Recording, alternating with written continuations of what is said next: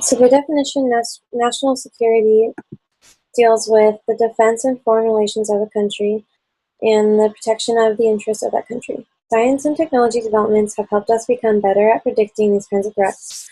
And President Truman was the first to introduce the National Security Council to advise the president on national security and foreign policies. An article called Lindsey Graham, White House Misleading Public About Benghazi, is about how Senator Graham claims that the White House is hiding information from the public about the Benghazi terrorist attacks. This information was hidden to boost President Obama's re-election chances, and Senator Graham called it a political smokescreen. President Obama's administration thought Benghazi was a threat to his re-election, so they misled the public into thinking it was not a foreign policy failure.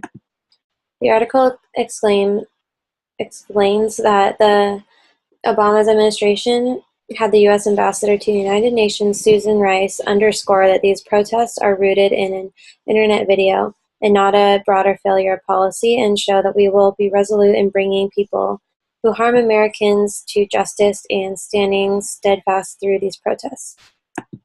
Another article called Obama's National Security Fraud. This article was written after the Boston Marathon bombings, and the bombers had also planned on bombing New York's Times Square. The government leaked part of their interrogation with one of the bombers, knowing that it would make national headlines everywhere. And the media never questioned why this information was leaked in the first place. The Times Square bombing never happened, nor was it ever close to happening, as explained in the article, and the threat of the Times Square bombing was dismissed as implausible. This leaking of information was also to mislead the public into thinking the system had worked and protected the public from a national threat, when there really was no threat of a second bombing at all.